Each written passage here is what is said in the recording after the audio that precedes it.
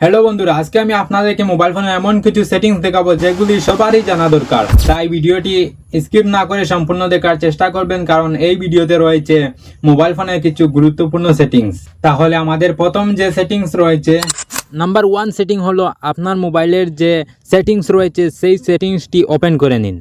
সেটিংসটি open করার পর এখান থেকে কিছু স্ক্রল ডাউন করলে আসলে দেখতে পারবেন একটি অপশন নোটিফিকেশন, একটি অপশন দেখতে পারবেন। এখানে আপনি জাস্ট ক্লিক করে দিন। এবার এখানে দেখতে পারবেন মোর সেটিংস, এখানে ক্লিক করে আপনি নোটিফিকেশন হিস্ট্রি এখানে ক্লিক করুন। তারপর এই যে একটি অপশন দেখতে পাচ্ছেন নোটিফিকেশন হিস্ট্রি, এটি এখান থেকে অন করে দিবেন। এটি অন করলে কি হবে, যখনই আপনাকে অন্য কেউ মেসেজ করে তারপর যদি সেই মেসেজটি ডিলিট করে দেয় তাহলে সেই ডিলিট করা মেসেজটি কিন্তু এখানে এসে দেখতে পারবেন। আশা করি এই সেটিংসটি আপনাদের ভালো লেগেছে। এবার 2 নম্বর যে সেটিংস রয়েছে সেটি হলো গুগল রিলেটেড। এটি করার জন্য আপনারা গুগল ক্রোম ব্রাউজারে চলে যাবেন। তারপর এখানে উপরে দেখতে পারবেন 3 ডট রয়েছে। এই 3 ডটে ক্লিক করে এখানে দেখতে পারবেন সেটিংস, এই সেটিংসে ট্যাপ করবেন। সেটিংসের মধ্যে আসার পর এখানে একটি অপশন দেখতে পারবেন প্রাইভেসি অ্যান্ড সিকিউরিটি, এখানে জাস্ট একটি ক্লিক করে দিবেন। এবার এখান থেকে কিছু নিচের দিকে স্ক্রল করলে আসলে দেখতে পারবেন ইউজ সিকিউর ডিএনএস, এটার উপর টাচ করবেন। বেশিরভাগ মোবাইলে কিন্তু এটি সিলেক্ট করা থাকে use your current service provider. তো আপনি জাস্ট চুজ অ্যানাদার প্রোভাইডার, আপনি জাস্ট নিচের অপশনটি সিলেক্ট করবেন। এবার এখানে দেখতে পারবেন কাস্টমাইজ একটি অপশন, এইখানে আপনি টাচ করবেন। তারপরে হচ্ছে এবার এখান থেকে 4 নম্বর যে অপশন দেখতে পাচ্ছেন ক্লিন ব্রাউজিং ফ্যামিলি ফিল্টার, এটার উপর ক্লিক করে দিবেন। এই সেটিংসটা করলে যেটি হবে, আপনি গুগল ক্রোম ব্রাউজারে কোনো কিছু সার্চ করলে আপনার মোবাইলে কোনো খারাপ ভিডিও বা খারাপ ছবি শো করবে না।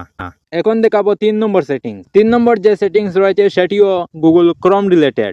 আপনি গুগল ক্রোম ব্রাউজারে কি সার্চ করেন, কি গুগল ক্রোম ব্রাউজারে দেখেন, তারপর সার্চ হিস্ট্রি থেকে সেটি ডিলিট করে দেন, তারপরেও কিন্তু লোক সেটা বুঝতে পারবে। আপনি যদি এই সেটিংসটি আপনার মোবাইলে অ্যাপ্লাই করেন তাহলে আপনি গুগল ক্রোম ব্রাউজারে গিয়ে কি সার্চ করেছেন আর কেউ দেখতে পারবে না। সিম্পলি আপনি চলে যাবেন গুগল ক্রোম ব্রাউজারে, তারপর উপরে 3 ডটে ক্লিক করবেন। এখন দেখতে পাচ্ছেন, এখন 2 নম্বর যে অপশন দেখতে পাচ্ছেন এখানে ক্লিক করবেন। তো এই অবস্থায় যদি আপনি কোনো কিছু সার্চ করেন তাহলে কিন্তু সেটা আপনার সার্চ হিস্ট্রিতে যাবে না।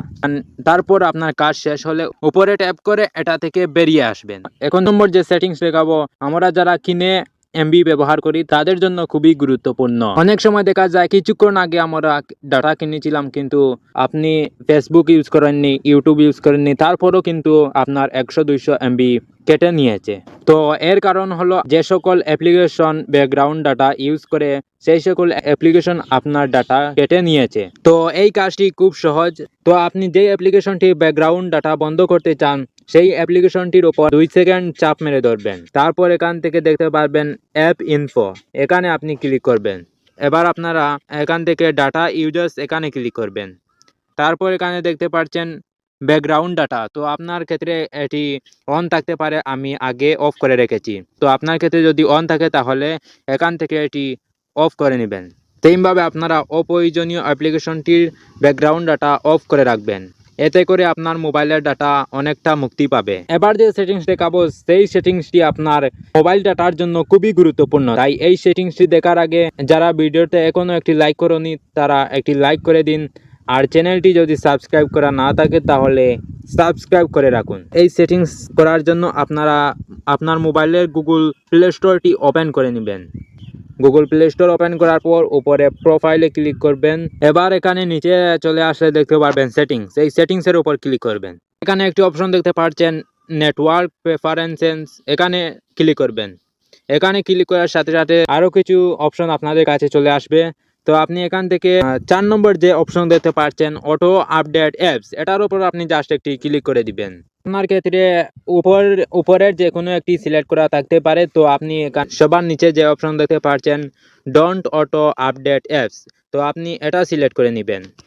এটি করলে আপনার যেটা হবে, প্রায় আমরা অনেক অ্যাপ্লিকেশন ব্যবহার করি, কিছু পুরনো হয়ে গেলে অ্যাপটি আমাদের আপডেট করতে হয়। তো আপনি যদি এটি সিলেক্ট করে দেন তাহলে আপনার প্রয়োজন মতে যেই অ্যাপ্লিকেশনটি আপনি আপডেট করতে চান সেই অ্যাপ্লিকেশনটি আপডেট করতে পারবেন।